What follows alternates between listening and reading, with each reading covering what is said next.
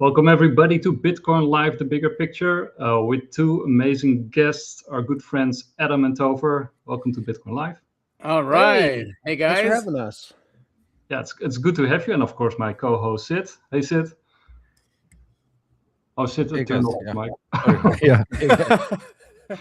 That's actually good policy, but so we're gonna do a movie review because it's a groundbreaking movie in some ways. Well, before we sort of jump in, like, how are you guys doing? I'm good. Topher, you want to go ahead first? Yeah, I mean, sure, I'll go ahead. I mean, I wasn't going to say anything other than I'm good. It's good to finally be back with the whole crew. I missed the episode where you guys were on with Adam because I was traveling, and That's now right. I'm not traveling, so I get to be here. So it's exciting. Nice. Yeah. Yeah, I'm good. I'm good too. The show is going well. It was great having you guys on last week. It was always a lot of fun, and we haven't been on for what? It's been at least a couple of months, I would say, few Yeah. months. Yeah. But yeah, I think it's very relevant that we get together and talk about Disclosure Day. Yeah, well, before we went live, I sort of pointed out that Topher's amazing image kind of looks like the movie.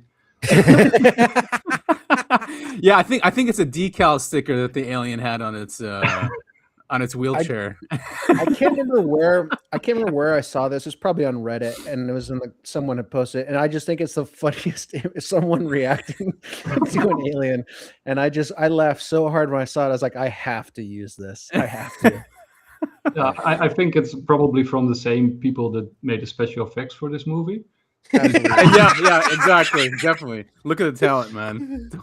So talented. Yeah, it pretty much is on par with the CGI we saw in Disclosure Day. So We are starting with a bang here. Yes, Okay, we but are. before we burn the movie down, and we will also say some nice things, or at least I will. Yeah. Here's the man himself explaining the movie. It's the trailer. I've always been fascinated with things that cannot be explained. What is it? You wouldn't believe me if I told you. So I'm gonna show you. And I've made a lot of movies about things that cannot be explained, from sharks to saucers. Do you think there could be others? When I was just a little kid, I remember developing a real curiosity about the sky at night and what's happening up there.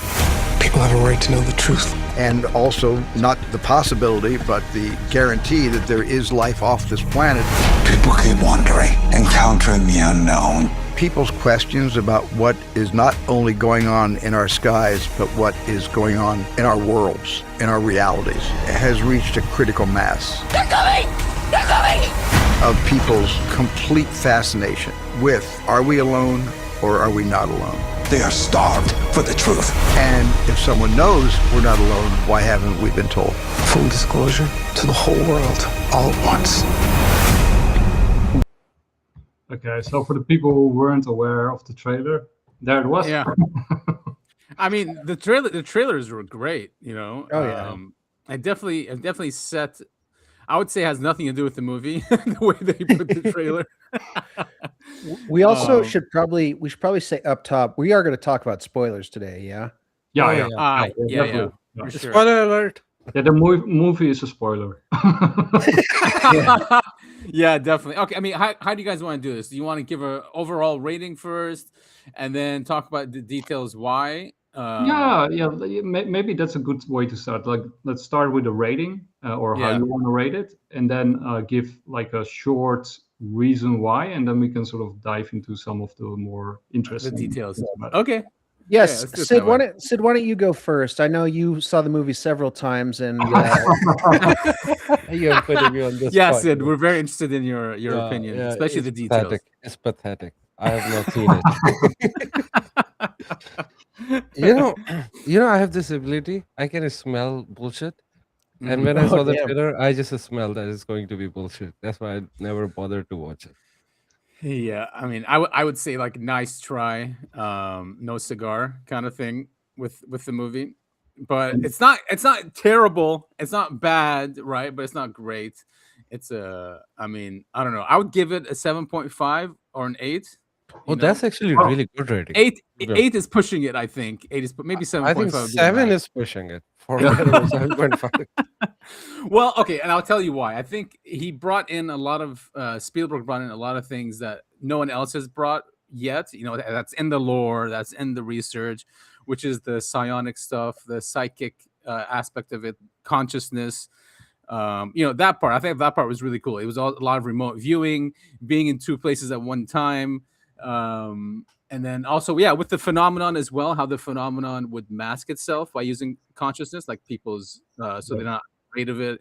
The whole abduction thing was cool that way, where it would show something or project an image that would make the subject feel comfortable. So that aspect was like new. The screen memories. That Hollywood doesn't do that, So the whole consciousness thing, the telepathy. Well, telepathy's been there, but like altered perception. The abduction sequence was good, I think. But when it came to the alien, it was really cheesy because it's Spielberg. Of course, he's going to make it cheesy. So it was the reason why I don't give it a great rating is because I like when it goes deeper and darker, which Spielberg is not going to do. I think I would need someone like Kubrick to handle this. But handle disclosure, but Spielberg is not Kubrick. So when it comes to that, that's why I give it like a 7.5 out of 8. I mean, there was a lot of things wrong with the movie. So yeah, that's just in a nutshell, and then we can go deeper after you guys give your ratings. You, Topher? Yeah, it's funny. When I first walked out, I think I texted Adam and I said, yeah, maybe like a 7 out of 10. But the more I've sat on it, the worse I feel about it. I'm dropping down like a 6 or a 5. The thing was I entertained throughout the movie? Yes. And that's a big part of the movie-going experience, in my opinion. If you're entertained, if you're glued to the screen, I think that makes for a good movie. However, coming from the UAP part and coming from someone who's seen a lot of movies and seen a lot of the tropes over and over and over again, I was just kind of like rolling my eyes. Like there's a scene where the two leads, the guy and the girl, they're having a serious conversation about what they know. Why do you know this? How do you know this? What's going on? But for the TikTok generation, you can't have a conversation between two people. So what happens? They get pushed into a moving train in their car. And oh my God, the car is stuck to the train, but that's not enough. Now there's another train coming. Oh my God, what do we do? Well, but that's not enough. Now they're getting shot at. Oh my God. Now they got to climb on top of the car. It's just like, it's that escalation where you can't just have a conversation between two characters because people get bored. It's those kind of tropes that I hate. I think I just put it in the group message. I said it's Disclosure Day by Disney because it did feel very sanitized and very safe. There was nothing in there that was like mind-boggling, like out of this world, like, oh, I've never thought about it this way before. It was very, very Disney. I didn't like that the quote-unquote good guys in the movie had an alien in a wheelchair in their back pocket the whole time. They're sure, you need to share this information with the world. And so they go to a local news station in, what was it, Kansas? Something like that. And it turns out they've got an alien just chilling with them this whole time. It's like, what have you guys been doing? You could have been doing this forever. And then the movie is called Disclosure Day, but it's not about Disclosure Day. It's about the days leading up to disclosure. And you don't get to see the fallout, which to me would have been the huge swing. What happens to the world after the knowledge of aliens and UAPs is confirmed to be real, and we have a life and flesh and blood alien sitting next to us? And then also, I was really confused. I thought the aliens were supposed to be grays in the movie, but the one at the very end was like 8 feet tall, and I was blue. I was confused as to what species that was supposed to be, because the whole movie it seemed like they were talking about the grays. So there's a lot in there, but yeah, I'd say like a 5 or a 6 out of 10. I enjoyed it, but I was like, man, this could have been so much better. But God, the trailers, 10 out of 10.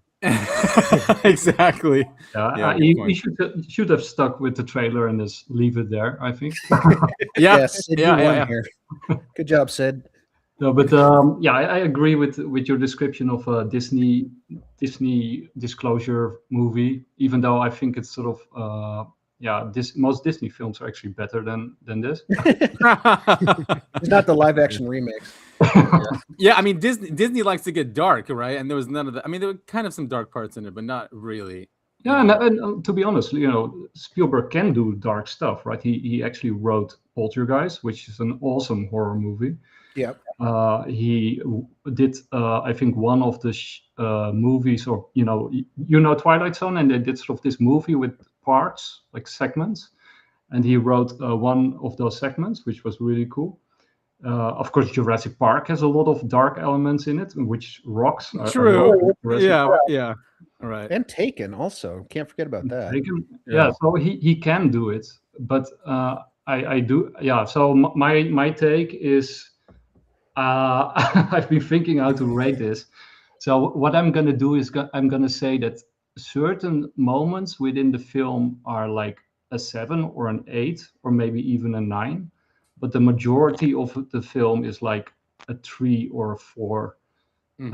So then you come sort of around a 5 and a 6, like Tover, and then I'm being generous because of the fact that he did make this movie at this particular time, and I think that is good. And especially what I really like about Spielberg is that he went on every major news station and talked about it. And then especially it's clear that the guy knows almost everything there is to know about the UFO topic, right? He knows all the big cases.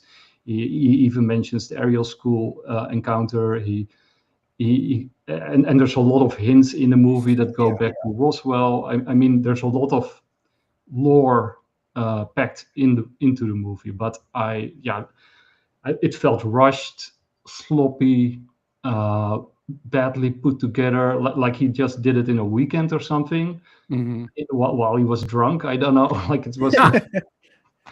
It was weird because there were so many scenes that had me like Leonardo DiCaprio pointing at the screen. Like I was like, "Oh, look, it's Jackie Gleason with Nixon. I know about this." Yeah. Oh my God, they're talking about some of the different UFO landings and stuff. Like I know these, but it's just like that's such a small fraction of the movie. It's like, it is. It's tiny. And that part sort of at the end was super cool. What they did there, with those Vortex files that they sort of released on air, which that was really cool. And then I thought, okay, well, that's pretty cool. And then they destroy it all by rolling ET onto the floor. It's like a ridiculous alien. Which actually, if they hadn't done that, or if they had done a better job or a normal job, I would say, it wouldn't have. Otherwise, maybe the movie would have gotten like a 7 for the effort or something. But the ending was, the ending was bad. I mean, exactly like you said, like it felt rushed, very rushed. So it was already feeling rushed. Why end it like that, right? It ended so abruptly.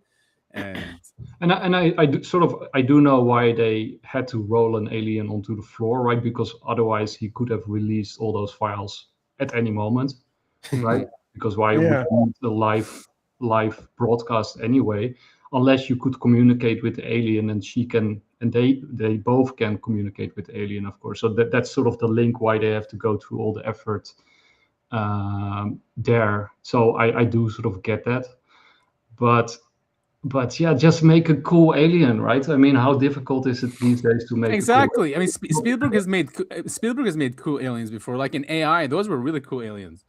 And Strangest Encounters of Third Kind. They were cool aliens. Yeah, exactly. Actually, that was the standard, and that movie is so good. And this is piece of shit, to be honest. I haven't watched it, but still, I know the feeling. I've read all the reviews, by the way, on IMDb and all those places, so I know what type of a movie is this. And then Third Encounters, he made it, right? So he set his own standard. So why go below your own? Why destroy your life work? Yeah. Right, exactly. I mean, it was cool that they used artifacts as well. Yeah, see, he like tries to bring in all this lore, so people like us in the UFO community, like, yes, that, So maybe he's using emotions that way. But I thought the artifact was cool that they used it. The whole private contractor thing as well, right? I mean, this is stuff we know, so we're like, yeah. But I mean, I think for the general populace, who are not really into the subject, I think it brought in aspects of it just to raise their awareness. Yeah. you know, of the subject. But yeah, I mean, maybe there'll be a part 2. I don't know, because I it hope just ended. You know, she goes listen. She goes listen. Maybe he'll give it. Maybe we'll give him a second chance at part 2. Yeah. Going Mm. going back to the private contractors thing, that's another like movie trope that really pisses me off. Is like they can only look one direction, and so To one, they're yeah. like the most incompetent idiots on the. Yeah. It's like it's this elite task force that's keeping the alien agenda secret, and they can track everyone and do all this, but they can't turn around and see a guy crouching behind like an open fence. Like it wasn't even a fence, like it was 2 pieces of wood, and he's like crouching Yeah, behind yeah. him. Like, what is that doing? They leave their cars Right. unlocked with the keys in it so we can steal one. It's just like, come on, guys. Yeah, that was super silly. Especially, you know, if you want to like create tension or danger, you know, that kind of feeling in the movie, especially this important, right? Because he's stealing the most important files in the world. And you Right. want to sense that danger, right? And there was no danger. Like these people were fools, idiots, totally incompetent, and then they also didn't seem to clearly know what they were even doing. Like the one moment they were doing this, and then suddenly they turned around and did the opposite of what they were intending to do. And then there's only this guy that looks like Matthew Pines, which actually sort of wants to fulfill the mission, but he's like a buffoon. It's like it was No, I completely agree with that part, that those people who are hiding, they are buffoons. They can't keep a secret. Everybody knows that. That's not even a secret. So in that way, I will say, yeah, they are buffoons. yeah. It was a really I found it really silly, but I do appreciate the fact that he made a movie and that he went on television to talk about basically the lore behind it, because I do think like this movie was aimed at the general public, and it did create a lot of buzz. But every normal, sort of normal, not UAP drenched, soaked person like we are, they all hated the movie, right? I haven't encountered a single person who said like, "Oh, that was a great movie." Right. So yeah. I'm going to posit a little bit of a more cynical theory about the name of the movie and Spielberg going on all these major networks. I think it's possible. I'm not sure I fully believe this, but because you know this is Hollywood after all, they're leeches. They want to glom on to the most popular thing going on. But there's I'd say there's at least consideration to the fact you call it Disclosure Day, you go on all of these media tours talking about the movie disclosure. And so when anyone actually wants to know anything about real UAPs, real stuff that's happening in the disclosure field, what's the first thing that's going to pop up when they Google it or go on YouTube? It's going to be all about this movie, right? And so it's working as a smokescreen for the real work that's going on in the UAP field. Yeah. That's, like I said, very cynical theory, but I think it's worth No, considering. that's not cynical. That's literally my theory. I think this is a psyop to distract people away from the actual disclosure. Now, whenever you type disclosure, you will get this movie. The other part, what I was like noticing about this movie, and I lost my thought. Sorry. Continue. I mean, let's not forget that you know, one of the guys that works with Spielberg, God, what's his name? The guy who did Age of Disclosure. I mean, when did that come out? And at the beginning of this year. So you know, that was actually like part 1, and then part 2 was this. Oh, or actually, Disclosure Day was supposed to be part 2 of that, but it wasn't. So I think that's why it's also falling short, because within his bubble, they made the Age of Disclosure, which is, you know, I think a great documentary and putting people on the record that this is real. So you know, having that there and then having Disclosure Day, he could have really done, I don't know, a much better. Oh, I did want to mention Jerry Bruckheimer, you know, the really famous executive producer, is doing a disclosure movie for Apple. Apple bought it or did or something. Yeah, movie so or documentary? No, movie. Oh, nice. Yeah, so it's national. It's NSA. I think two people in the NSA find out about this and then try to disclose it. And then, you know, it's kind of similar, but you know, it is Jerry Bruckheimer, so it could be a lot of fun. Yeah, the only thing that I have, because Bruckheimer is of course a very action oriented. Yes, very action. Yeah. And that was actually, there's 2 things that I really hate about this movie. It was like what I said before, like the sloppiness. It felt hasted. You know, you expect at least a decent movie from Spielberg, and this felt like, you know, way below his normal level. But the second one was that you have so many deeper layers and meanings that he sometimes touches upon. And then he leaves it, and then instead of that, he's gonna do a stupid chase movie that we've seen a million times and doesn't make any sense, right? Yeah. So why not focus on what's actually interesting here? And I want to play one clip because this is sort of the ending of the movie. Alien or otherwise, to engage in mysterious activity in our nighttime skies. That is why I will personally ask that the perpetrator be prosecuted to the fullest for the havoc wrought on our entire community. And now I'll ask Officer Stein and his colleagues to escort the accused into the room so that we may all look upon the guilty party. Don't get him too close to I you. remember that. That's the governor, man. Now, this just goes to show that you guys are entirely too serious. I think Spielberg was trying to reenact that scene. It does feel like that a little bit. It really does. That's a good point. It does feel like that. Huh? He just brings him out at the end. It's like, ha ha ha. Just kidding. Yeah, I'm not serious about it. If it was a psyop, I think, basically the ending was the psyop of the movie, to turn people off. Yeah. I think that was such a big turn off. It's like, exactly the Phoenix Lights. You think, okay, this is kind of interesting, and then Especially that we know what he's capable of. I had to recheck IMDb if he actually directed it, and yeah, he's a director, because he's involved in a lot of stuff where he doesn't direct it, right? He'll just produce it. So yeah, he actually directed this one. Interesting. So let's see some other opinions. But one thing about Spielberg, like from last 10 years, he is not making good movies. Actually, he's ruining the pretty love franchises. So I wasn't expecting anything good from him. Oh, I like Bryce is Able. Yeah, no, I agree with Sid. Actually, I think Spielberg has lost its touch a while ago. I also hated the new Indiana Jones movie. Was horrific. That turned me off, basically, from Spielberg. That was like the last straw. The one with the skull. The one with the skulls. That one. No. After there was one that was so bad that you forgot about it. Yeah. The skull one was fine. The recent one where there is a chick in there, that was. Oh, I don't think I watched that the one. Crystal Skulls was, I think, also pretty bad. And I did. It was bad, but at least it wasn't terrible. This one was. Yeah, it was serviceable. I agree with Sid.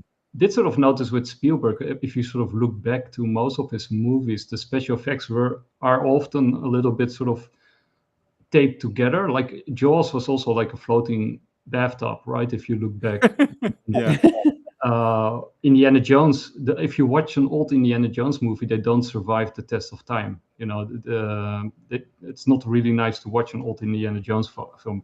If you have ever tried the first one, like Raiders of the Lost Ark, was amazing. But I think because Lucas was involved. No, but I loved old Indiana Jones films. I watched them 100 times, but I recently rewatched them now, and they didn't survive the test of time. But they're Interesting. really Raiders, and then the other one, the Doom one, which was in India. Those two were still my favorite. I recently watched them. I still like. What's the one that shows the map of the Middle East and says Palestine instead of Israel? People always use it. It's hilarious. Raiders. I think Raiders of the Lost Ark. Yeah. Yeah. Well, anyway, this is Bryce. Take a look at it as a disclosure movie. Sorry, I have to roll it back here.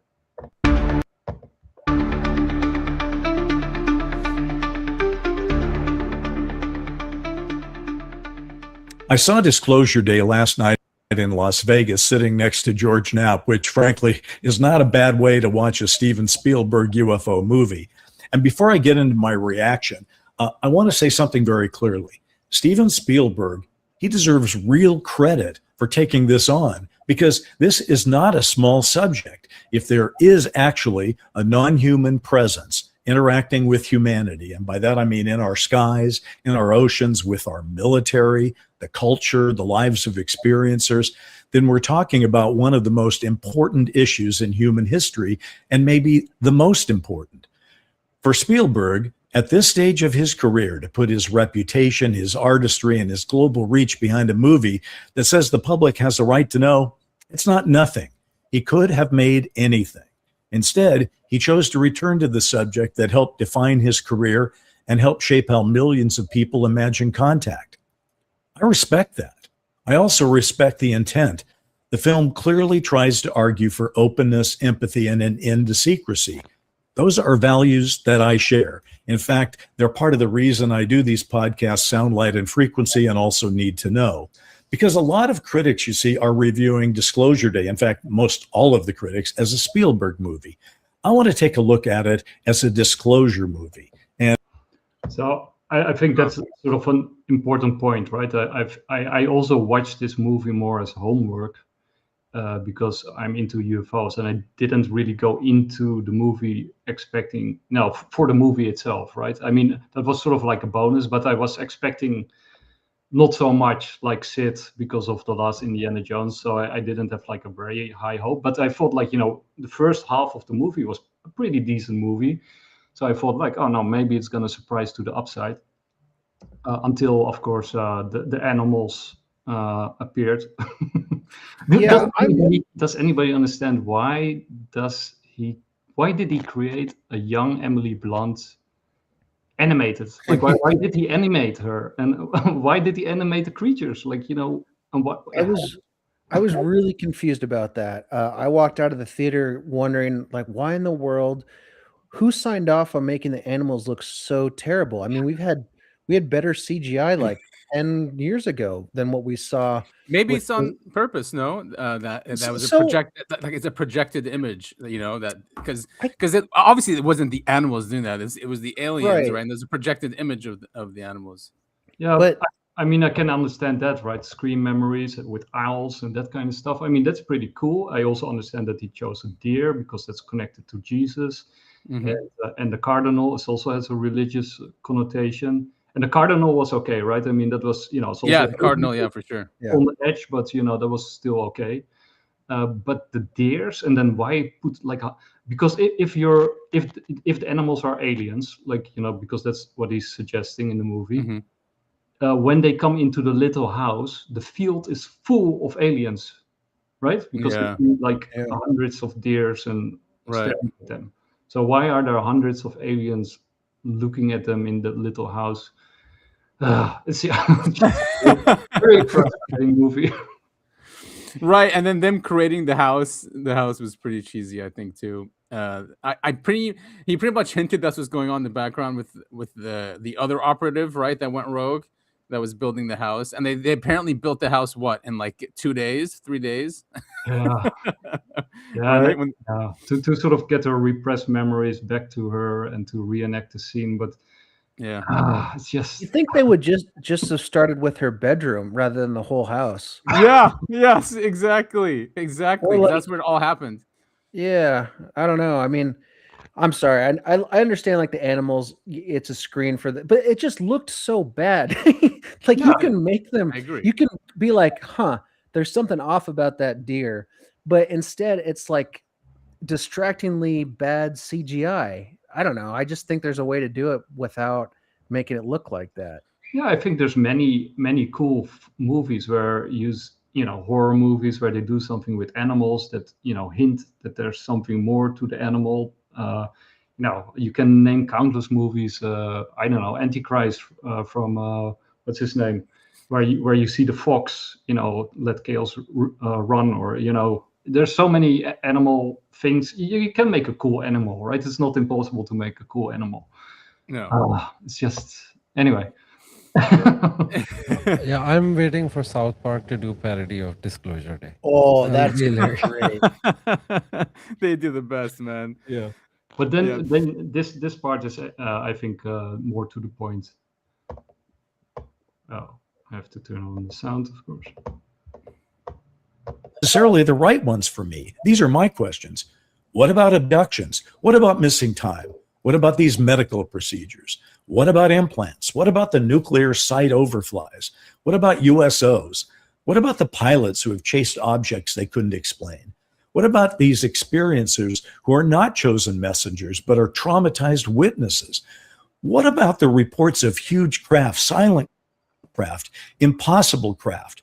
The objects that are coming out of the water, objects that split apart, orbs that merge and vanish, accelerate, and seem to know when they're being observed. What were all of these doing? What are they doing now? Who's inside them? Or is the movie's answer simply, don't worry, this is ultimately about us learning to be kinder? That is where I part company with the film. I don't object to empathy. Empathy is one of Spielberg's great themes. It's one of his greatest gifts as a filmmaker. But empathy without curiosity becomes sentimentality. If non-human intelligence has been interacting with humanity for 80 years, then the story isn't about whether we have treated them badly. It's about what has been done to us. This film's emotional posture seems to be humanity must prove itself worthy of contact. Maybe we have not been abducting them. We have not been paralyzing them in their bedrooms. We have not been flying silently over nuclear installations they own. We have not been appearing over their oceans, their cities, their deserts, and their military ranges, and then vanishing without explanation. So when this movie drifts toward the idea that the main disclosure lesson is human humility, I mean, I understand the impulse. I even admire it, but I don't think it's enough. Not now. In 1977, Close Encounters could end at Devil's Tower with music, light, and a door opening. That was enough because it was an invitation to wonder. It was the perfect film for that moment. The government was secretive, but the aliens, they were luminous. The unknown was frightening, but finally benevolent. The universe was mysterious, but ultimately musical. That was 1977. This is 2026. And maybe that's why I left the theater frustrated. I wasn't angry. I'm not really being dismissive. I guess I was just frustrated because I think there is a better, braver, stranger, more unsettling movie hiding inside this movie. A movie about the fact that disclosure may not arrive as a clean revelation. It may arrive as a crisis of trust. And that is what Disclosure Day never quite becomes. It is too busy being a chase film when it should be a reckoning. It's too eager to resolve mystery when it should deepen it. And it's too confident in Spielbergian healing when the real world may require something more uncomfortable. And that would be accountability. So here's my bottom line. If you go to Disclosure Day wanting a well-made Spielberg thriller. Well, I wouldn't say... I agree with him there because he starts out with the preface that he went in watching this as a disclosure movie. You know, if I had that perspective, I would say it's a 2 as well, right? Yeah. So I guess it is about the perspective. I mean, if you want disclosure from this movie, you're not really going to get it. My issue was this: what he was talking about, that the lore of this movie was like, we are the bad guys, aliens are the good guys. We have to show empathy. That was the theme, and I'm totally against that because, as he was saying, that we are not going to their planet, we are not spying on them, we are not abducting them, we are not mutilating their cattle. So this is the whole thing. Like, they are the problem. If anybody is a problem, maybe none of us are a problem. But like, if you want to tackle this issue, you have to tackle it the correct way. We are on the right side here. It's our home. Well, you know, I'm not fully on board on that because, you know, clearly we have been shooting down UFOs and because they are coming to our, like, no trespassing. Earth is our home. If somebody else enter our house, we will shoot them. That's like private property rights. Well, unless of course they lived here first, and we are trespassing. There is no evidence. There is a we don't know. Zero. Where is evidence? Okay.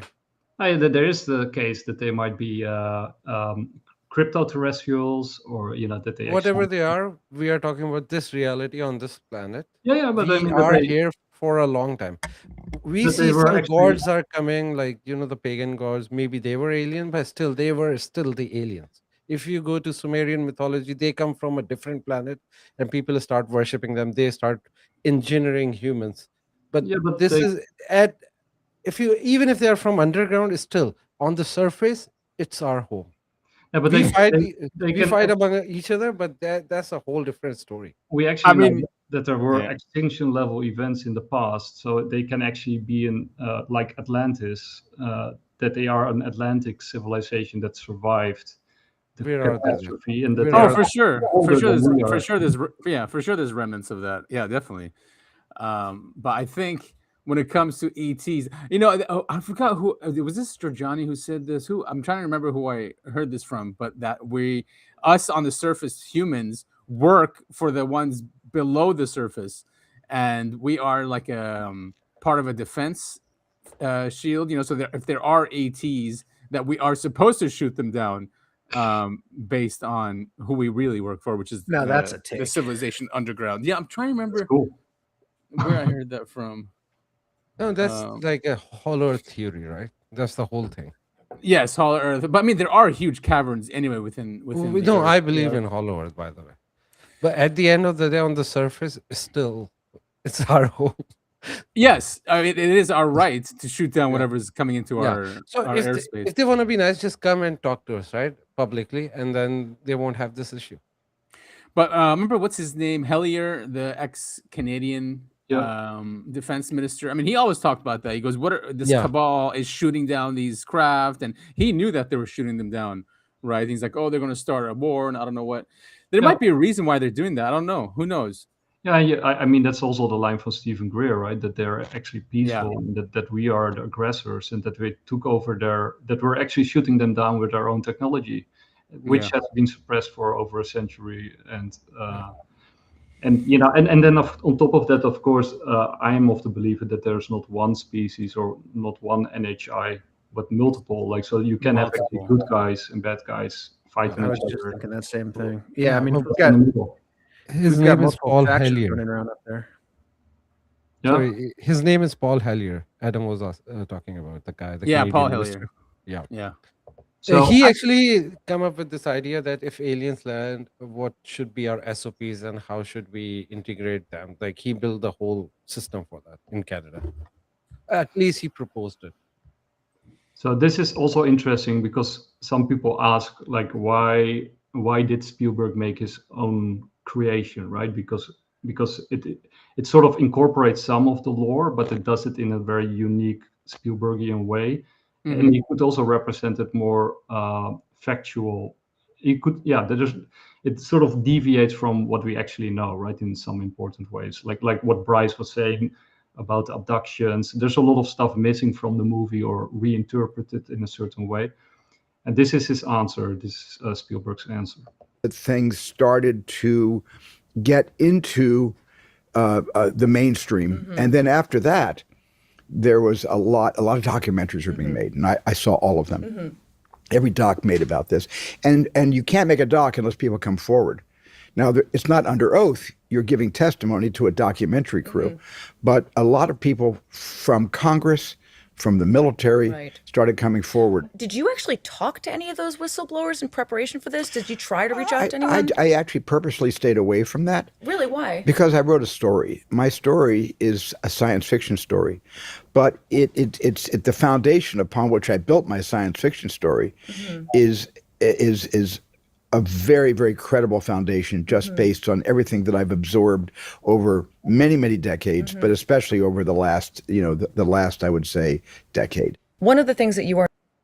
So he purposely made his own movie, like he told his own story in his own way. And I think that's also why the emphasis on empathy, which I didn't mind, by the way. I thought actually that was kind of cool. Because there's a lot you can say that, basically they're claiming in the movie that empathy is actually our super weapon instead of our weakness.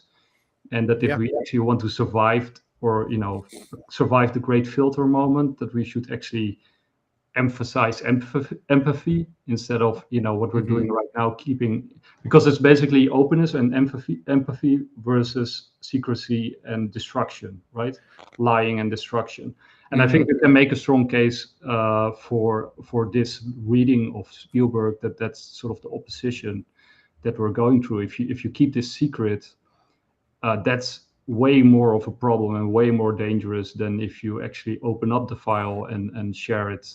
Of course, because it protects corruption, it protects secrecy, it protects like elitism, right? Which is not good for a civilization. Yeah, and also on a psychological level, right? If you want to grow, you have to be honest and open and transparent about yourself, and always also towards others, right? Because otherwise, the more you keep it secret, the less growth you have, because you spend more and more energy in keep maintaining the secret, which doesn't allow for further growth and development, right? Yep. So there's a lot of, and this is also what what's his name? Weigand? Thomas Campbell, from The Big Toe. So close. No, it was because of I used the Dutch word while I was talking. But Thomas Campbell from The Big Toe, he's also psionics and all that kind of stuff, and in outer body experiences and UFOs. But he has sort of this idea of entropy, right? That entropy, as consciousness and awareness grows and evolves, and cooperation, that actually reduces entropy, and that the whole point of our evolution is actually entropy reduction. Yes. That's the whole point of the in his case, it's one giant simulation. Right, because entropy would kill, not kill, but maybe freeze the source of consciousness, right? That's what he's saying, because entropy would just stop all that. But if you continue growing consciousness and creativity, it'll continue to grow. Yep. And it also reminded me of this statement by Sheehan. It was very interesting in one of his first interviews with Jesse Michels. Brinton, who was the chairman of the Department of Intellectual History at Harvard for like 30 years. And he was going to be doing his last lecture. And he said, I have come to realize that our human family is right on the brink of its next step in biological evolution. And the key factor that's going to differentiate the next species from us is this evolution of this faculty that is able to directly and immediately experientially access a certain vibrational frequency that exists in the universe, like light or like sound, but that there's an extraordinarily subtle bonding phenomenon that bonds every single ultimately irreducible integer of matter in the entire physical universe into one unified harmonic whole, by means of which we can access this experience. And when one has this experience, and that you lock into this unitive phenomenon in the universe, and it can download all kinds of information to you non-linearly, like seeing or hearing. That's so. And I'd heard. So basically, that also implies empathy, right? An openness to the universe, and that we can actually in harmony join the greater collective, or whatever you want to call it. And isn't that, looking through that lens, isn't that the theme of all of Spielberg's movies? I mean, specifically, I'm thinking of like, Close Encounters and even E.T. I mean, it's all the movies are about, aliens or whatever, but it's the human story that pushes those narratives. And it's always that, the human, empathy or kindness or whatever that makes us superheroes in a sense, or whatever. Right. Yeah, I agree. And Spielberg does definitely, it is across his movies, that theme. Yeah, and you even have like the very first movie that he ever made when he was 17, Firelight, is basically also about that theme. It's a horrible movie, by the way, but I have not seen it. UFOs and abductions, and basically about empathy. And so basically he created like a standard Spielberg movie, but with very sort of Christian overtones, right? Because one of the things that I found very interesting was the reaction to this movie was very vehement, right? So especially from Christian communities who saw, some of them saw it as an attack, some others saw it as sort of like an update or sort of a reinterpretation, but many also saw it as a direct attack on Christian faith, because there's like so many Christian elements woven into the movie, including the empathy, right? Because it's basically the message of Jesus. But I want to play this one because I found this super fascinating, from Strange Normal. And this is, of course, not how every Christian perceives this movie, but it is very interesting. The movie also takes the position of the church. Is God our God only on this planet, or is God a God for every system where there's civilization, intelligent life, and even developing life? Steven Spielberg just asked that on national television, and he thinks it's a brave new question. It's not. A fair warning, spoilers are ahead.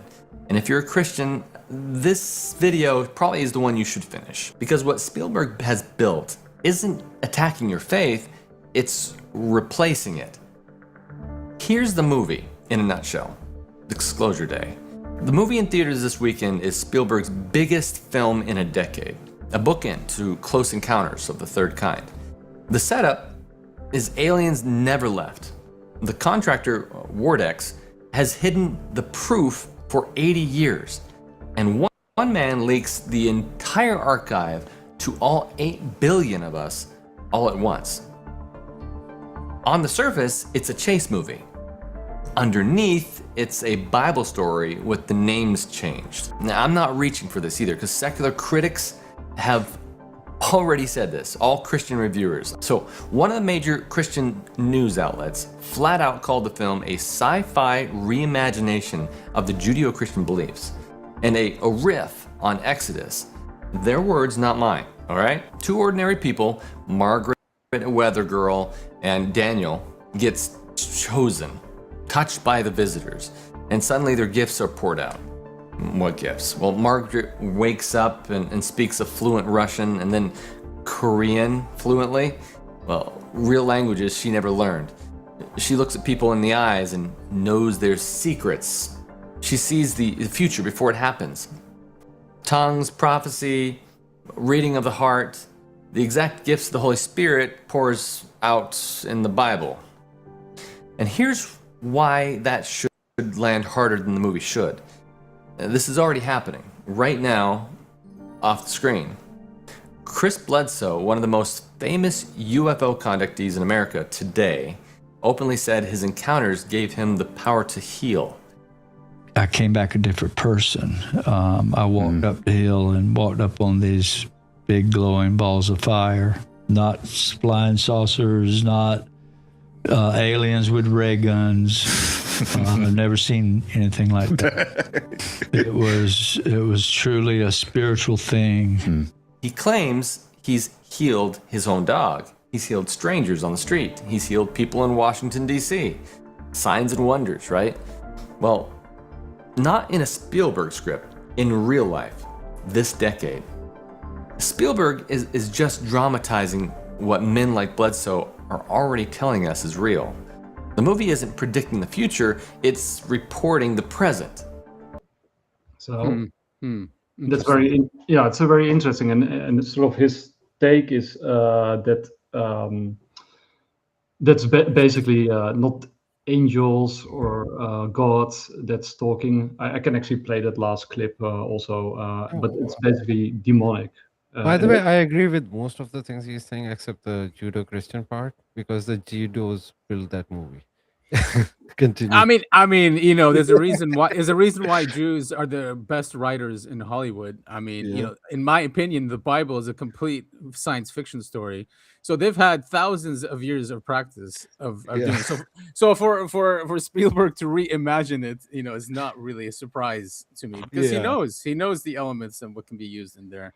And also, at the start, you see the short clip from Spielberg, right? And then he talks like about God not being the God of only this world, but this person, this guy from this channel, he interprets that statement from Spielberg, I think, in a very strange way. Because when I heard Spielberg say it, I think what Spielberg was talking about was actually that God is the God of the entire universe. Yeah, what's wrong with that? What's wrong with that? If there is an actual creator, and I think there is, I believe there is, then of course he's going to be the God of every single being in the universe, right? So what's this guy saying? He's saying that God is only our God, and that he's talking about God of every planet, God of every civilization. That's like the stupidest God I have ever heard in my life. Yeah. So when we talk about the real God, he's not just the creator of this universe, he's the creator of every universe. Everything. Yeah, exactly. Yeah, of entirety. Yeah, exactly. Yeah. Who is outside this creation, his creation, like all the universe, all the time, and all those things, time and space, he's outside of that. So agree. Yeah. So but what he thinks Spielberg is saying is something completely different. He is interpreting Spielberg to say that our God is only our God of this planet. But that's, I think Spielberg said that literally when you start the clip, that was his words.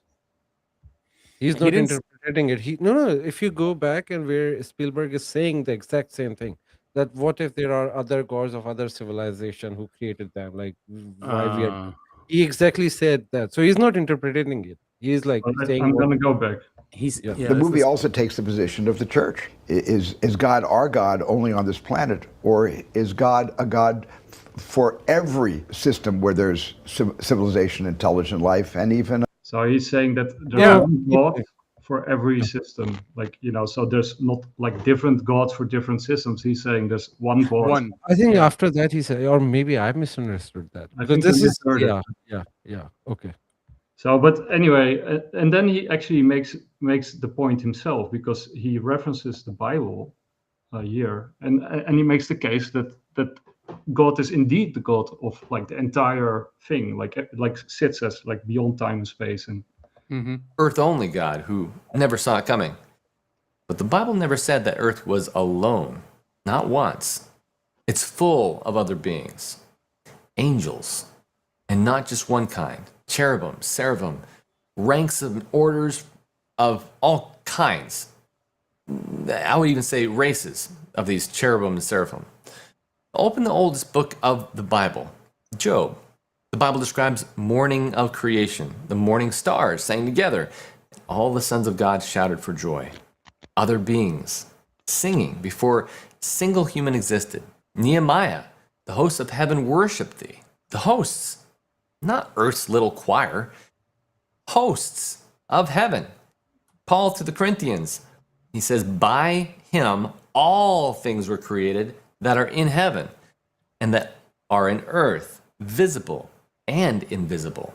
All of it, every system, every world, one maker. And think about this for a second. That doesn't mean that when God creates holy beings that they're coming down to this terrible, sinful earth and going to communicate with us. Don't think they're ever going to even want to talk to us because we are infected with this thing called sin. But listen to what Jesus himself said. He tells a story about a shepherd who leaves a 99 sheep and goes and finds one that he lost. And here's the line nobody talks about. Luke 15:7 says, there's more joy in heaven over the one that's found than over 99 just persons which need no repentance. Stop on that for a second.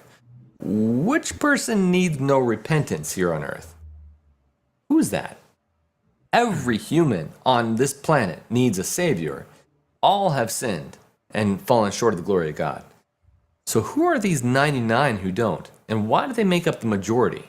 And that majority wasn't the church leaders of earth. They make up a very small minority.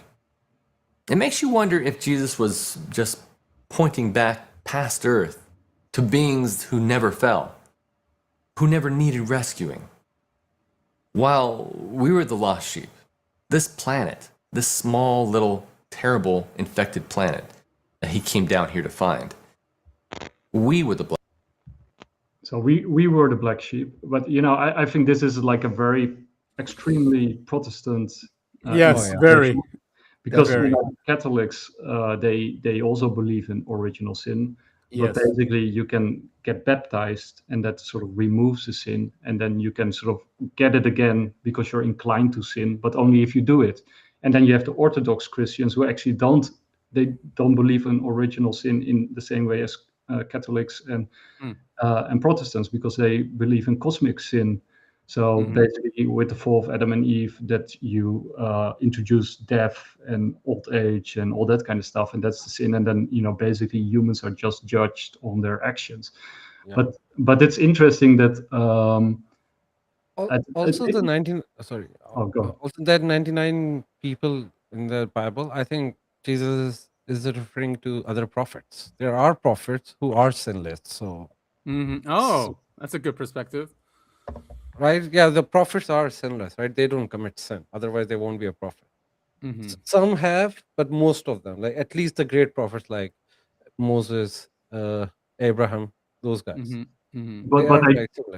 But I do sort of understand and sympathize with the idea that they kind of feel threatened by this merger of sort of Christian elements with this UFO revelation, right? That's always been the issue, right? From day one. they've always said, "Oh, religion is going to collapse," and that whole paradigm. And yeah, it's because of this. Yep. I think before the Department of War started dropping everything, remember all the pastors going on TV, scared, saying, "Oh, they're gonna Oh my they're, God. they're gonna That was say so dumb. aliens created humans," and all that stuff. It never happened.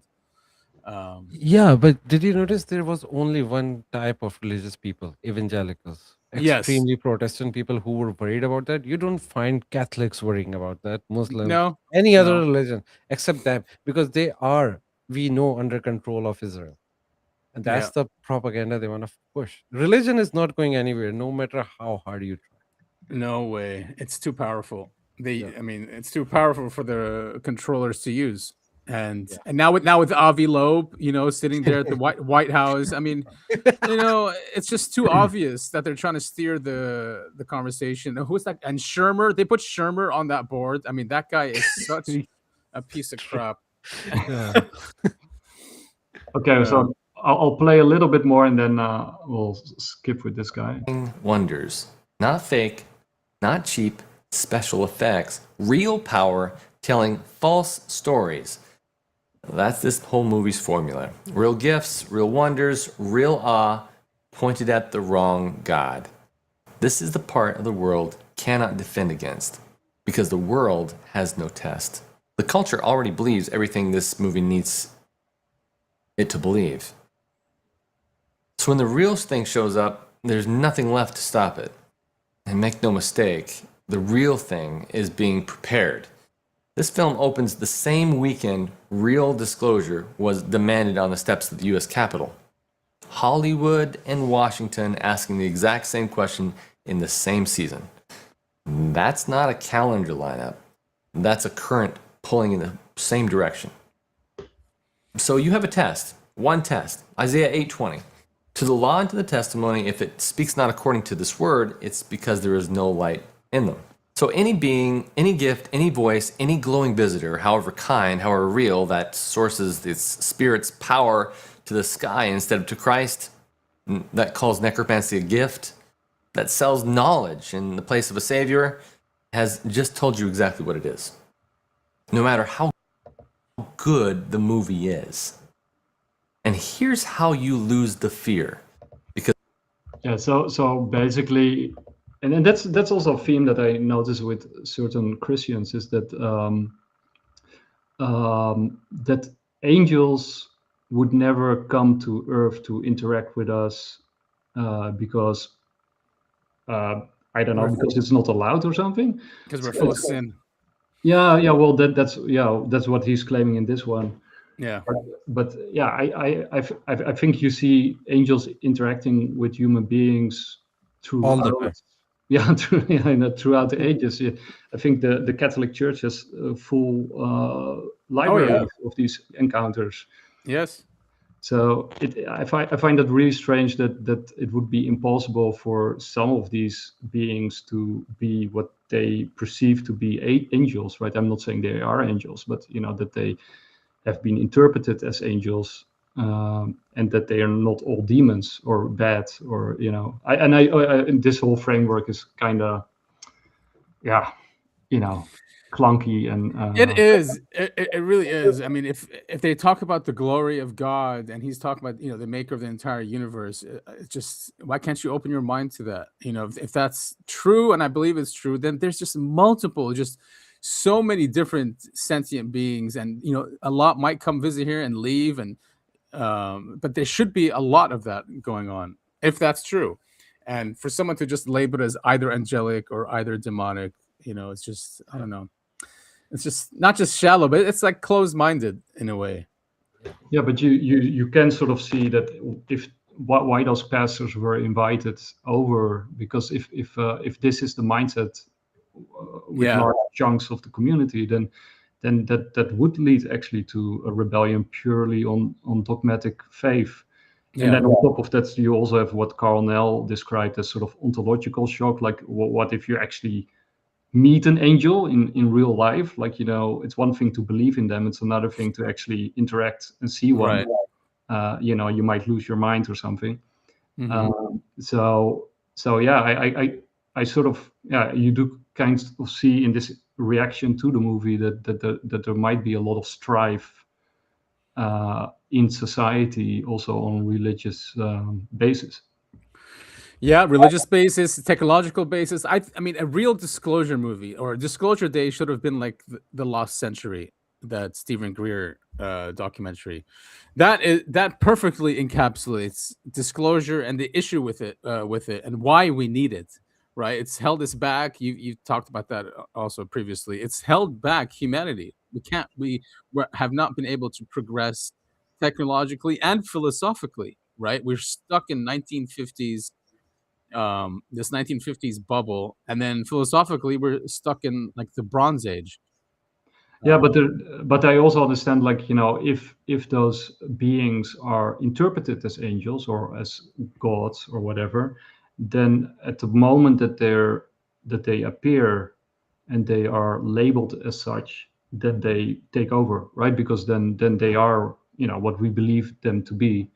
And and then the prophecies are fulfilled, right? And then, who are we to disagree with a godlike being or an angel or a messenger from God? Or so I also understand the trepidation, right? That if these are actually aliens or angels, sorry, if these aliens are angels, then according to theology, they know more than we do, and they should be listened to and obeyed because they are messengers from God.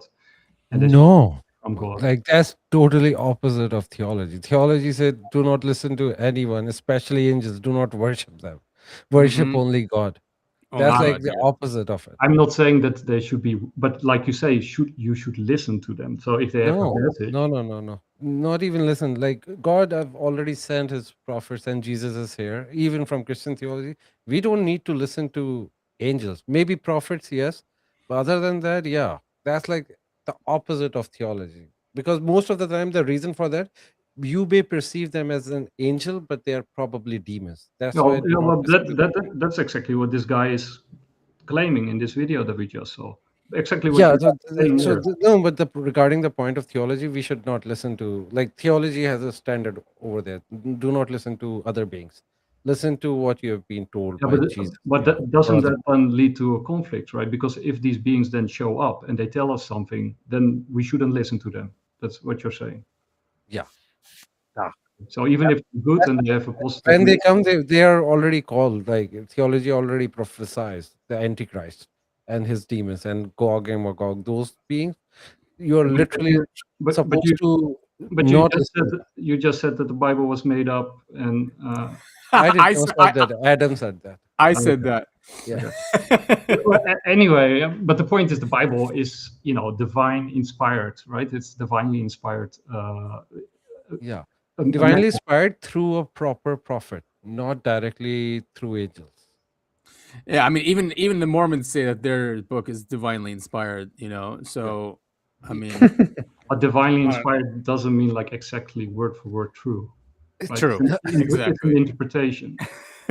Yeah. Yes. And then there is evidence that it has been changed for years. So it's not even like Bible has been changed. Like everybody believes that.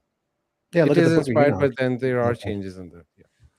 Okay, but the point is then, what if these beings show up and present themselves? That does leave us then with a huge problem for religious communities if then they are automatically perceived as demons or intruders or fakers. No, if they come here and claim that they are angels, then yeah, they are demons. If they come here, they say they are another being, like another creation or another life form from a different planet, then they are not even claiming to be a divine. So that's fine. We can accept other beings, other aliens. That's a whole different, like, depends on the scenario, right? If they claim to be creators or like angels or whatever, then yeah. No, but religious people will not accept it. I won't accept it either. I'm not even very religious. I mean, yeah, if you're an intelligent species that wants to take over the planet, I think the easiest way is to understand the religion, the mythology, and then present yourself, as that. So, like you said, if we have some beings presenting themselves as our mythology, or I wouldn't trust it. I would, seek out. Yeah, if they come out and they say they are from Alpha Draconis planet, and they are like just another being evolved on that planet and they are highly advanced. I don't think theology is colliding with that issue, but yeah, that's fine. Yeah, there will be some Christians who do not believe in, or even Muslims or whatever, those who do not believe in evolution. That's a whole different story, but that's not like a direct conflict. Yeah. Okay, but what if these, if human beings start following them and listening to them and following their, They will do it.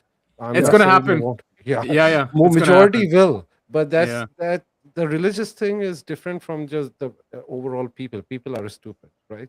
So they will follow the fleshy thing. Yeah, I That's mean, like- it's the whole cargo cult thing, Yeah. right? I mean, just humans are going to do it, unfortunately. Maybe that's what the secrecy is about too. They don't want people just starting to worship these things. And you know, if you can control religion, you control humanity. So it might go rogue if this is and out. then the idea of one world religion, that will be that. That's something which is prophesied, that this is going to be a problem. One world religion of Yeah. Antichrist. This is exactly what's going to happen. Majority of the people will follow that, and I'm No, well, expecting it. and then that's basically, you know, what some Christians claim this movie is, by sort of merging the ET with theology, because there's a lot of Christian symbolism within the movie, as he rightly points out. It's kind of obvious that you know, they're setting it up as a sort of overarching religion where you know, basically God or angels come back to Earth and we can talk to them directly, right? And also, right, the ending of the movie, I sort of realized that the ending of the movie with disclosure, when everybody sees it on his phone or her phone, it's kind of like the Pentecost, you know, like the spreading of knowledge or sort of revelation over the humanity, and sort of breaking that barrier of secrecy and leading to empathy and openness that we discussed earlier. So it's sort of like the Holy Spirit spreading. I mean, you can sort of see that symbolism within the movie as sort of a revelation or at the ending. Yeah, I didn't think about that until now. Yeah, you're totally right. Totally spot on there. Yeah, so I do sort of understand that many Christians who sort of see this movie as a vehicle, and like we discussed with Project Bluebeam, like creating a new overarching world religion. And then, you know, when you look at all these UFO cults, and I did the article about the Eternal Oracle, and then sort of when you look at those four things, you know, the promise of a coming utopia or golden age, a racial or chosen people element that elevates certain humans above others or aliens, the visitors as benevolent saviors or messiahs who will intervene, and the portrayal of humans as helpless, immature, and self-destructive, right? So, I mean, those are, of course, the elements of many religions. Yeah. We're sinful, we're fallen, we need something from higher up to help us and save us. And some people are closer to it than other people. And so it has, and of course, golden age is, of course, heaven, the end of history. So, yeah. That's all in this movie, right? It is. Yeah. It's definitely all in there. I can see why. I understand the fear of a one world religion, you know, but they've been trying that forever. Look in Dubai, where they have that park. It's all the three religions are there, right? They have, I think, a Catholic church, a synagogue, and a mosque as well. Yeah. You know. So, and many people think that the whole Antichrist project is in the UAE. UAE is like, we call it East Israel. Anyways, East Israel. Yeah, there's a lot of truth in that. Nobody trusts UAE. Like Israel, like UAE is like equally hated country as Israel. I know, it's crazy. World. Yeah. What did they do to man? It wasn't like that 20 years ago. That's for sure. Yeah, because the way they treated, especially, we all talk about Palestinian genocide, but nobody talks about Sudanese genocide, which was done by UAE. And just for gold, not even for land. They did it because they wanted to capture the gold mine. They killed, I think, over 1 million people in like 10 years or something. It's fucking crazy. Bastards, man. And the whole Somaliland thing. I think the only ones who recognize Somaliland are UAE and Israel. That's it. Yeah, exactly. Oh, we also have to say something nice about the movie. So I think sort of what saved the entire movie was Emily Blunt's Yes, performance. she was great. Yeah, She's a great actor. Yeah. If it Now- wasn't for her. This is going to be a hot take. I think the best performance, I'm not joking, the newscaster lady at the end who's like on CNN when they're like showing the clips and she's trying to hold it together as they're like showing proof of UFOs and aliens and stuff. I was damn, that lady, complete unknown actress, great job. Good memory. Yeah, that was actually I did like that part. That was a nice climactic. I thought so too. I was like, I believe this. I can see this going this way. I totally believe it. Her accents were great, huh? She spoke Russian, and then what else did she speak? But yeah, I thought those Korean. Yeah, she did great there too. Yeah. And I think that was really cool. That was really cool about the movie. And then also her interaction with her husband, who sort of totally doesn't understand what's going on. And she says, "Yeah, you just have to go here and then there, and and run over my phone." Yeah. There was some the guy was along for the ride for the first part anyway. He was like, "All right, fine, yeah." Oh yeah. You want to crush your phone? Sure, let's do it. So and then the question is like, is Spielberg read in, right? What is your take there? I mean, a lot of people said he was because of Close Encounters. Not really read in, but they would give him some information about things. For this movie, I don't think that happened. Now, it could have been because in Closer Encounters, he was advised by Vallée, right, Jacques Vallée. Yeah. For this movie, he said he wasn't advised by anyone. Oh, that's it. Just quickly, that Jerry Bruckheimer movie, Grush is an advisor on it. Cool. Ooh. Yeah, Cool. yeah. Yeah. And for this one is Lou Elizondo. So I think Lou did the writing and the dialogue. Oh, that's right. Did you guys see that clip with Ross Coulthard today talking about Lou Elizondo? I did. He's calling him out. Can we play it? Nick, can you play it? Can you send it to me, Adam? Wait a minute. I'm gonna have to find it. And so I do think that Steven was read in, or at least very close to that thing, because of what you said. Jacques Vallée doesn't just advise just anybody right on a movie, right? And Spielberg said that he sort of became famous after Jaws, and First Encounters was after Jaws, and then he basically nobody talked to him anymore. He said, except apparently Jacques Vallée out of nowhere. So that was really strange, and I think of the ending of Strange Encounters is also sort of a tell, right? Because of what Jake Barber said about the colors and the sounds. So I want to play that clip from Barber, because that's really cool. I sent you the Ross clip too on. Okay, let's do that one first. And it's crazy that Ross is calling out Lou in a way. I mean, it's good. I'm surprised, but I'm surprised too, because Ross is very calm person. He never called out anyone. Yeah, exactly. Yeah. So it's good. While Nick is looking for it, one good alien movie is like They Live. Man, they are the cool aliens. Oh yeah, I mean that's a classic. Yeah. And did you guys also see The Burrows on Netflix? No. Well, that I was thinking, like, why didn't Spielberg just make something like that? Because that is super cool. That it even has a Spielberg vibe. It's also about empathy, and it's if you haven't seen The Burrows, go watch it. But that series is like a million times better than the entire Disclosure Day movie or Obsession. It's also a great movie. Retirement Community. Is it this one? The Retirement Community, Group of Unlikely Heroes. Yeah. Yep. Cool. Sick. I'm gonna have to check that out. That's really cool. It's pretty obvious, I'm not going to lie to you, that the gentleman that I've been talking about, whom I suspect might be up for a big position, is Lou Elizondo. And as you may have noticed in recent weeks, I have been quite delicately outspoken in my belief on previous Q&As that I think Lou needs to be more forthcoming about his past roles. And I like and respect Lou a lot. And I think he's in a difficult position because he's bound by his security oath about what he can reveal about his past roles. I know he can't talk about it. It's a ridiculous situation.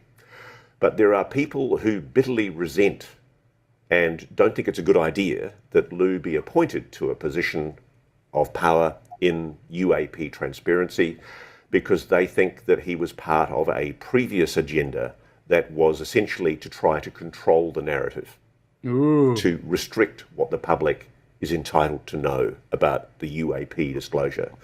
And I think a lot of this was an intention by James Clapper, General James Clapper, to try and impose a narrative on the public domain using Lou as a frontman, a highly urbane, articulate and likeable frontman, to try to restrict what the public was told about crash retrievals. And it struck me over the years that I've been covering this issue that the story that we ran with David Grush really wrong-footed all of this. That all of a sudden, David comes out and says, hang on a moment, we're not just arguing here about whether there are aliens or not. What we're talking about here is a crash retrieval and reverse engineering program, and I'm saying it's real, he says. And I think that did wrong-foot that national security state attempt to try and provide a controlled disclosure. But I refuse to accept that the people like Lou Elizondo, who were part of that attempt at a controlled disclosure, were motivated by bad things. They're patriots. They love their country. And I've spoken to people in the legacy program who knew Lou. Lou, I know a lot of people, and they know you, and I know you can't speak about the role that you've held within the legacy program, but you did. And I think we've got to stop this nonsense because it's becoming destructive. There are factions and bitternesses beginning to develop within the UAP world, and I think it's in danger of blowing the whole thing apart. Ouch. Ouch. Oh my Ouch. God. That's amazing. Wow. Damn. Yeah, that's cool. Yeah. Very Then, cool. I think also with Disclosure Day, I think the one of the things that's super important for humanity to grow up and to become mature is of course also what Bryce was saying, like accountability, right? We have to have accountability for what we did, and this 80-year legacy program and secrecy, it has to come out in the open before we can ascend, so to speak, right? If you leave that where it is and you don't disclose that part of it, right? I mean, it's nice to know that there's aliens and that we have psychic powers and that you can cultivate them and that we might be part of a family of other beings out there. It's all nice and cool, but you still have this 80-year legacy program out there with perhaps superpowers, which completely rogue and probably runs the planet. And that has to come out first before we can sort of move on. If we skip that part, right, that's extremely dangerous to skip it. And I think sort of one of the things of the controlled narrative is sort of for us to look away from, forget all the reverse engineered technology over here. Just look at the happy aliens and friendly honey bunnies and foxes and deers over there, right? The sort of Disney disclosure. So I think we should sort of look into the mirror first before we sort of can, ascend. Yeah, I agree. And Ross is right. And we can't have if Lou was involved, and he's most certainly was, because he's a counter intel guy, and if he was already involved in counter intel activity to shape the narrative, we don't need someone like that to be the UFO czar. We need someone. We need like Stephen Greer. We need someone like David Grush. Someone that's just going to go after it and just break it wide open. Yeah. And to your point, Nick, so we can grow up, right? I mean, this information that's been just denied to humanity is a crime. I think it's a crime against humanity, actually. Yeah, and it's also treating us like children, like we can't handle the truth, and in order to sort of grow up and become mature, They are not treating us like children. They are treating us like goyams. They're Like mocking Thanos. us. Yeah. Like Yeah. President of United States is posting a photo of him with aliens, like a AI photo, but still. But I like this one from Jake Barber, even though Jake Barber is, of course, also literally from the legacy program, as he admits himself Yep. in a red teamer. Open source white world, out in the Yes. open black world is, highly cleared, sensitive Yes. stuff. Is that Sensitive. right? Yeah, I think the good way to think about it is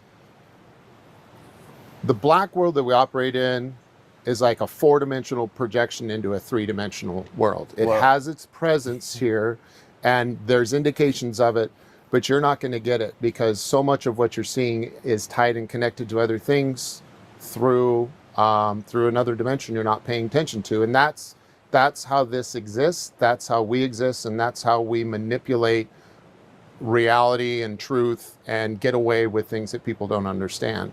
That is unbelievable. You sound like Carl Sagan describing Platonic Yeah, and I solids, don't but you're mean to be, describing an elite no. Yeah, but that's sort of the problem, right? Because we don't have the full context, we don't have the full knowledge, so we can't even comprehend what they're doing, right? Because we're only seeing small pieces here and there, and we don't see the entire picture. So we need that transparency before we can sort of. But I think that's what the controlled narrative is about, right? To hide that full picture so that we can be manipulated. Yeah, I mean the guys that set up this system are elitists, occultists. They don't believe you deserve to know unless it's earned, right? This is the mentality of them. I think it was in the book of not Corey Good, but one of the UFO researchers from the 80s.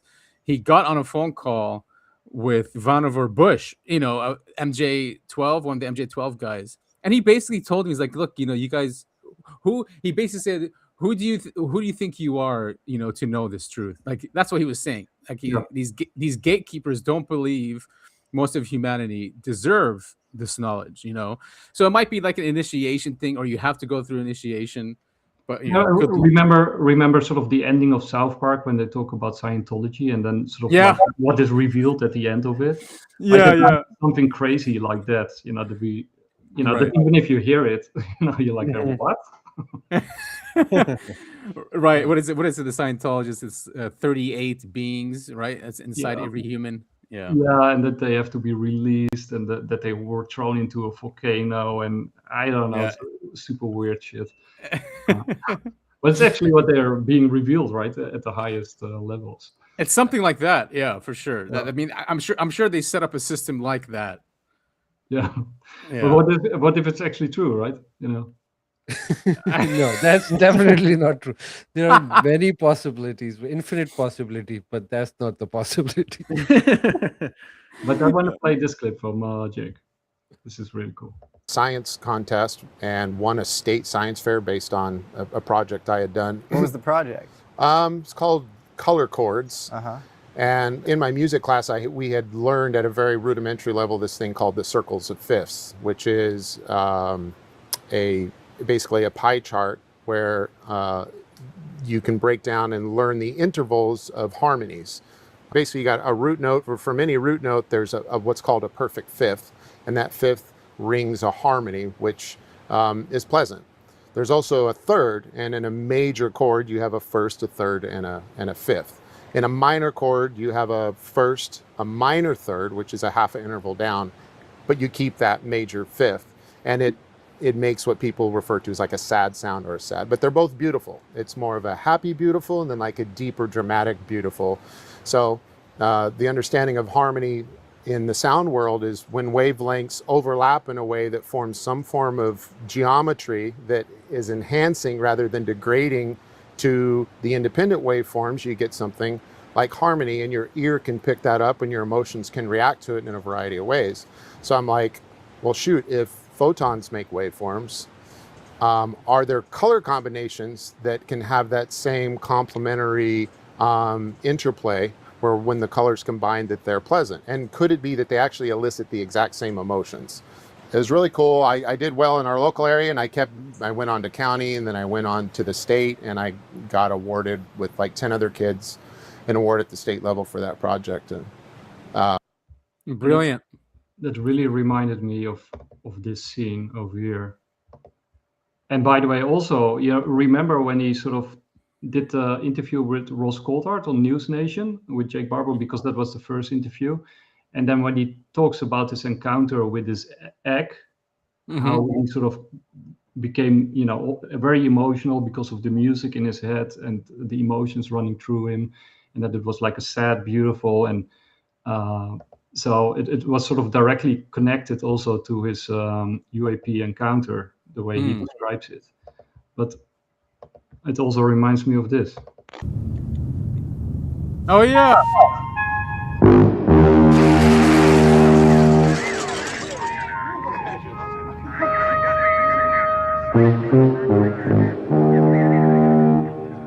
So these, Oh, that's the movie, man. That was so amazing. But the aliens are communicating with color and sound. In that, And the best part was like the whole world was involved in that. He got that notes from India, and then there were other places like Gobi Desert. They were finding stuff over there. That was like amazing movie. And then we got this shit. Yeah. Yeah, When it's you put it when Grace. when you put it that way, it is a step backwards. But going back to harmonics, I mean, that's Walter Russell talks about the universe. Oh, before we go, that was 1960s, and the graphics CGI was 100 times better. Was That it seriously looked so real. 60s? Yeah, it was 66 or 68 or something like Yeah, that. man. which one? Third Was- Strange Encounter of the It Third was Kind. 77. Oh yeah, 77. okay, yeah. Okay. 70s, and now we are in 2026. The the CGI was much better. Looked very real. And also, with music, what you see with modern music, I mean, when you look in the past, with this harmonies and melodies and like Bach, of Beethoven, these musical pieces are enhancing, right? They're and they draw in communities, like they're communal music pieces. And nowadays we have isolated, formulaic, reduced music that often even doesn't resemble music anymore, right? So if people are sort of musical beings in a sense, and I think they are, because that also ties into what Jay Anderson with his acoustic Age of Stone is talking about, psychoacoustics, and aliens communicate with us through colors and harmonies and music and sound. Then we, as human beings, are purposely downgraded in order for us to not be able to receive the message, or Right. One thing you guys were talking about is, listening, right? And not to listen here, and, be very careful what we listen to. The ending of the movie, she says, listen, and it ends. Yeah. Right? So, Yeah. So what is she telling us there? Listen to who? To them, to our government, to ourselves, all of it. Yeah, well, that's a really great point, because remember also in the movie, it's the girl, the woman, the Fairfield, she has the tongue that she can speak and understand tongues, and that's why she sort of can communicate with the alien, of course, and translate for it. All right. But the boy, I forgot his name. He's not such a good actor, by the way. And No. I also, everybody says Colin Firth was so great as the bad guy, but I don't know. No, I think when she said listen, she meant listen to UAP podcast. Nice There it one. is. Oh, brilliant. I'm going to use that. But the boy, he was mathematics, right? Which is the sound of the logic of the universe, but also of music, right? Yeah. So that's very interesting right there. So it's sound and mathematics, which is sort of the backbone of music. Yeah, and we're all so distracted. We don't really listen anymore. With our headphones on, with our scrolling, with endless entertainment, we don't really listen. So it's a good message there. I still think in another universe where this movie was made into a comedy, there's a little scene that continues after that. Listen, the alien wants you guys to know that Jesus Christ is our savior. And it turns out they worship a human named Jesus. What? Plot Yeah. twist. Uh-huh. Yeah, what if the deep state is actually creating hybrids and then bringing them out with their message, like, "Hey, we are your saviors," right? And then Yeah. Hybrid of what? I mean, yeah, an AI human hybrid maybe. I mean, I wouldn't put it past them. If I was in their shoes, I'd probably do that. I'm your god. I mean, not saying I'm psychotic or anything, but I'm saying if you empathize with these elite families who are always worried about losing power and their wealth, they'll do anything to protect it. So yeah, creating hybrids and then releasing them and saying they're old gods, that's not crazy. Or angels. Or angels, yeah, anything to just manipulate the whole globe, right? That's one way to go about it. Oh, guys, is there anything else? Any of that narrative, by the way. Yeah. The only narrative I can expect is just what I told you. They are evolved in a different planet or created on a different planet. That's it. Makes sense. And we have to scientifically prove that. What's his name? One of the whistleblowers, Dylan Borland. He talks about how the U.S. government says there is no proof of extraterrestrial life or whatever. He goes, yeah, they're right. He goes, if you want proof, scientific proof, you have to take whatever crash or what are the debris, and then go to that planet, and that's the only way to prove it, right? Scientifically, you have to go to the other planet. So he says it doesn't matter that they say there's no scientific proof, because that's what you'd have to do to prove it scientifically. If they are from other planets, right? Because we don't even know that. Right. Yeah. I think when I'm thinking about the psyop, I think that was one of the big psyops, that they were presented as extraterrestrials, right? They don't have to be, right? But if you present them as extraterrestrials, then everybody will say it's impossible for them to come here because it's like light years away and blah blah blah. But what if they're something completely different?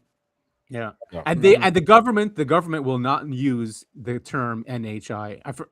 I forget who tried to make them use it. Some journalists or a few journalists, and they were trying to get a statement from Susan Go, the spokesperson for the DoD, and she wouldn't use the term non-human intelligence. So there's that. For some reason, they'll say no evidence of extraterrestrial life, but then they refuse to use NHI. Yeah. Guys, but then she's one thing, but then JD Vance come out and say aliens are demons, which is like saying they are non-human intelligence. Yeah, that's true. I won't take government people seriously, to be honest. They just say whatever they want to say. Yeah, they just say random stuff. And also, again, like these are all labels that connote certain things to certain people, but they're not like clear definitions anyway, right? Because dolphins are also non-human intelligences. That's true.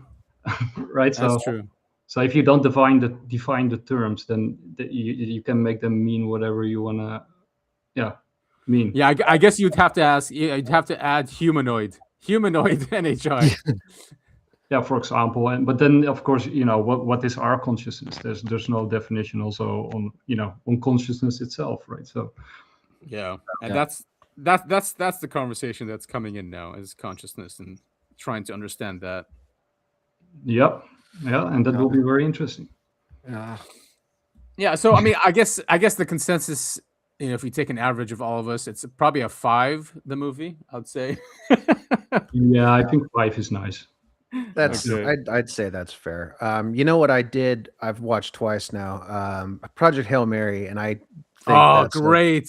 I think that's a much better movie. Different theme, so good. Different theme, obviously, but I don't know. It's in that same realm. I love the book, and I thought the movie was great. And that's in fact, my mom, who saw Disclosure Day and saw Project Hail Mary, was like, "Oh, that's such a better movie." Such a better movie. I was scared. I thought you were gonna say I saw Disclosure Day twice, right? So no, I couldn't. I wouldn't. Maybe I'll watch it again in like 5-10 years when I've completely forgotten about it. But that's the other thing, is no staying power. I mean, I remember the movie, but like I don't care about it at all. Right. Yeah. No. Yeah. And Hail Mary is one of those that where the trailers again did not depict it right. It actually put me off from watching it, the trailers. And then when I watched, and then when I streamed it, I was like, holy shit, that's a great movie. And I wished I watched it in the theater. Me too. It would have been really good on a big screen. Yeah, but I'm actually glad they kept a lot of things out. You know, when he saw The Craft, I mean, no spoilers, but yeah, there was a lot of surprises that were not in the trailers, and I appreciate that. Yeah, and then for the people listening, you know, go watch that movie, and then go also watch The Burrows. And if you want another great movie recommendation, go watch Obsession, because that's one. Oh, I've heard that's good. Yeah. So, guys, do you want to have anything to say before you go, or want to plug? Other than, you know, do we have anything planned next week, Topher, or we're all just normal? Okay, I am fingers crossed going to finish my article finally about the Maje UFO incident in Brazil. Nice. That's a big one. Nice. That should be fun. What's that? I want to read it. Yeah, well, you guys will be the first to know when it's up. Awesome. Sweet. Looking forward to it. Yeah. All right, so follow UAP the podcast on Twitter and on YouTube and on I think you're on many different places, right? Oh, yeah. Yes. Yeah. We're everywhere. Everywhere. So go follow them everywhere, and give our podcast a like and a retweet or repost, I should say. And we'll see you guys next week or very soon. Sweet. Bye everyone. Take care. Bye.